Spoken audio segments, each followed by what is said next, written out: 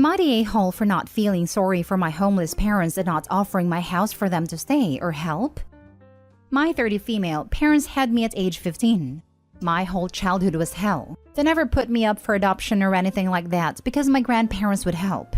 And every time the CPS was called, they suddenly became the best parents in the world and would force me to lie. But the reality is, I lived alone most of the week. And at 8 years old, I already knew how to make myself a meal, while my parents were partying, traveling, drinking, or fighting. Then when I was 15, they fell in love again and had kids like rabbits. 15 male, 13 female, 12 female, 11 male, and 9 male. I left home when I was 18 years old. It hurt from the bottom of my soul to have to leave my siblings, but I couldn't stand it that I had no financial stability. At 24, I passed a public contest that pays me very well. I worked myself off to study and work. Then at 25, the CPS contacted me saying that they had taken away my parents' custody of all of their children and asked if I was able to take care of at least one as they were looking for another relatives. I said I would take care of everyone. I know it's not my responsibility, but a part of me always wanted to get them out of that. And only now I had a good job. My house is not very big, 4-bedroom and 2-bath. But my husband and I, he also wanted to, were able to accommodate everyone and we are not so tight financially. They are good students, polite and affectionate, and I don't regret having welcomed each one. And my husband treats everyone as if he were a big brother or a young father.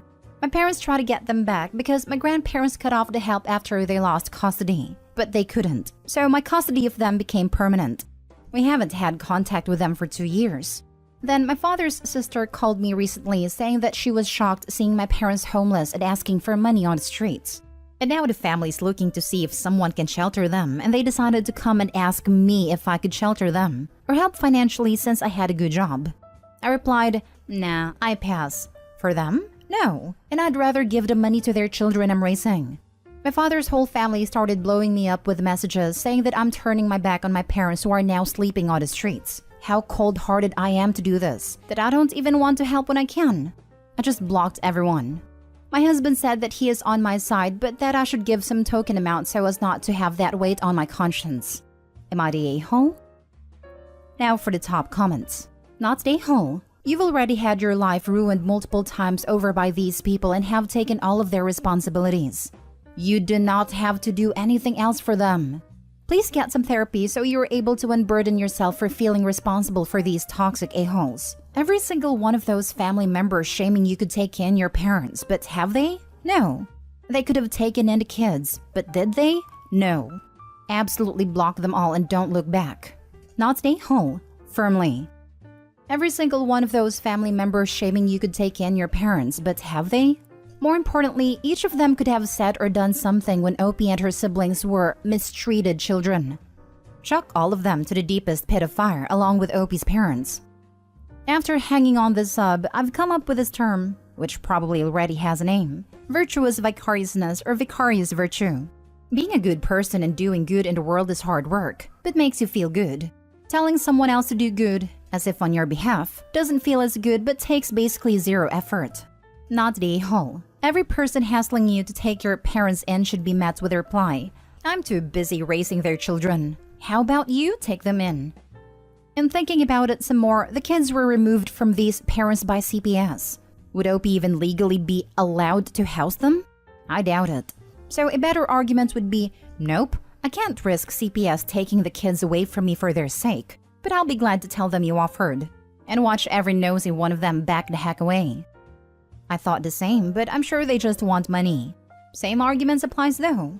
If Opie starts giving away their money instead of using it to care for their siblings, that might not go over too well. Next story. Am I the a-hole for telling my husband if he wants to give money to my stepdaughter, the same amount should be given to my daughter as well? Me, 46, and my husband David, 51, have been married for 5 years. I have a daughter, Amy, 21, and David has a daughter, Erin, 21. They're only a few months apart. Both started college a few years ago. Amy got a scholarship for her school, which combined with the funds me and my ex had for her, pretty much covered everything. Erin moved out of state to Massachusetts and her school doesn't offer scholarships. David had a college fund for her and the rest she'll cover herself. What's going on now is David said we have a fair amount of savings and wants to give some of that to Erin for her student loans. That's not exactly fair to Amy, but he said that hers are paid off, but I replied he should give the same amount to Amy for rent or something, even if she doesn't have college fees. This is just the tip of the iceberg. Erin plays violin with a local orchestra. She had her first small show about a month ago. We went all the way to Massachusetts because David wanted to see her perform. He was also the one who brought her the violin as a gift when she got into college, but no gift for Amy. We argued over this and David said that it's difficult for Erin alone. I replied that then she should have stayed here instead of running off to a different state and picking up things like violin to show that she's better than everyone. He got really mad at me for saying that. I'm just trying to be fair, but am I the a-hole? Where is Erin's mom? It is sounding to me like you think Amy should be getting money from 3 parents and Erin gets support from 1 parent. You married when these kids were practically adults. And your our savings, did that start from scratch when you married, or did one or both of you bring savings to the marriage? Erin's mom died when she was 3. It's a joint account we both contribute to and brought into when we got married. David had more savings initially, and he earns more than me, so say around 75-25. This really doesn't help your case.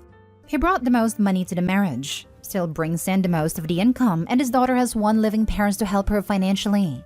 And you want your daughter, who has 2 living parents, to receive some of his money as well? Come on. Yeah, fair in this case means getting both kids graduating college without debt. There is no way to make the cost of college equal given the variation in career tracks and college choices and financial aid/scholarship possibilities. The disparity in savings contributions makes Opie look even worse for trying to claim her kid should get additional money if he uses savings for his daughter's college.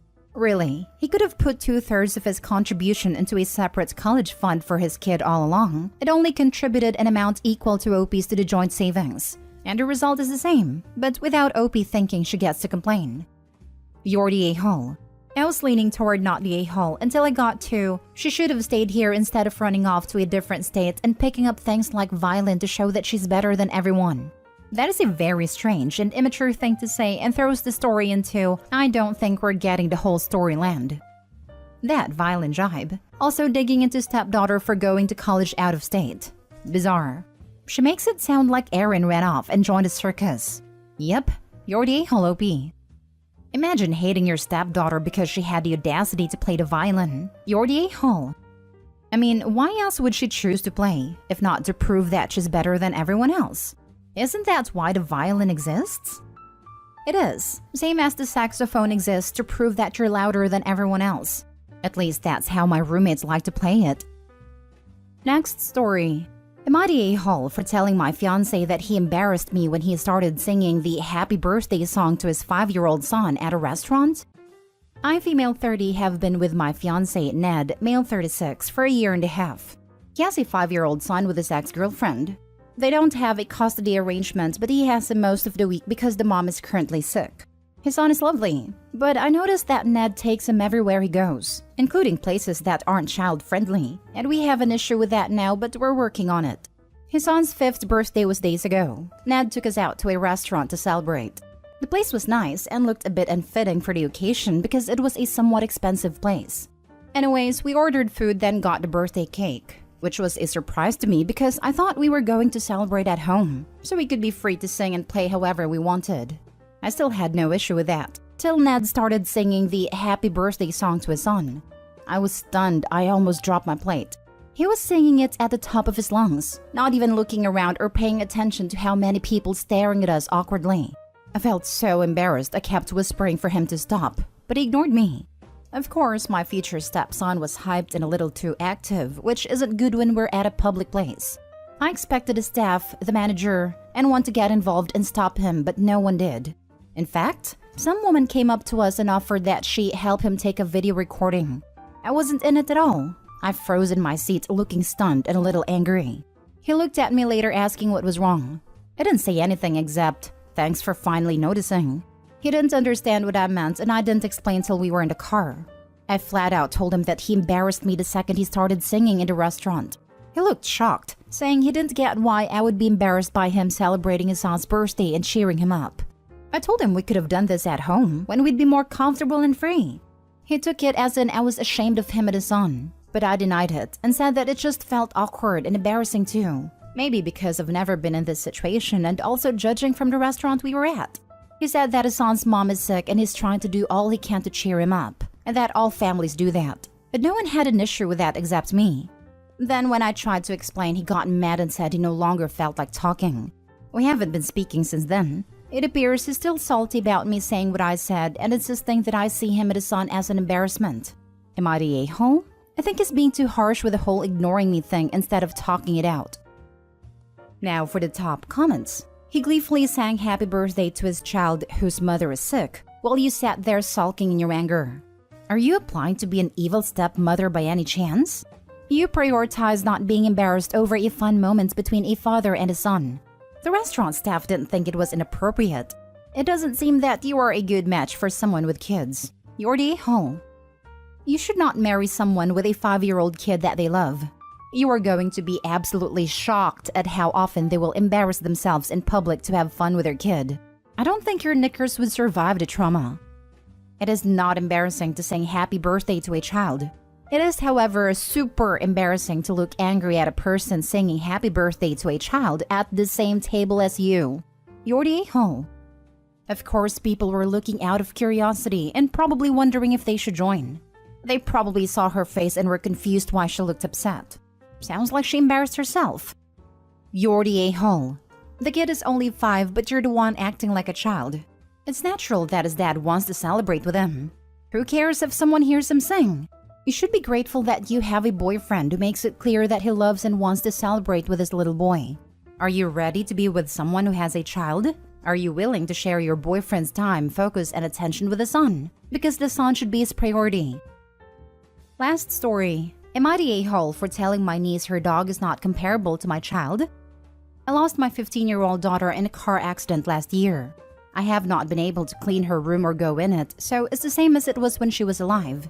My husband doesn't go in there either, and we keep the door closed. I don't go anywhere except work anymore. And while I'm in therapy, it isn't helping very much. My niece is 17 and has always been extremely empathetic to animals, but unempathetic to other people. Her dog passed away 2 years ago and she was very torn up for months, but has completely moved on now. Last week, she came to stay with us for the night and my husband made her a bed on a couch. She asked why she couldn't sleep in the guest room, and I told her, confused, that we don't have one. We live in a 2-bedroom house. Niece said that she thought our daughter's room was the guest room now. I explained that we hadn't been able to change anything yet, and she rolled her eyes and said that it was a year ago, and we need to move on. When I started crying, she tried to apologize and, I think in an attempt to relate, said she had taken the loss of her dog very hard but got over it within a year. And I screamed that my child wasn't a dog. My husband came in to moderate and ended up telling my niece to go home, called an Uber for her. I haven't spoken to her since, but my sister reached out and said I was being unreasonable and had made niece feel like a monster. I didn't mean to upset my niece, but I felt that she was completely out of line. Am I the a-hole? Not the a-hole, and I'm so sorry for your loss. Your niece is young and maybe was trying to relate to you with the only experience she's had. Until you've lost a child, I have. You cannot possibly understand the depth of sorrow. Please try to forgive her. She meant well. But forgiving her ignorance does not mean moving on or cleaning out that room. You take as long as you need. Hopefully OP sees this. But the niece is definitely an a-hole.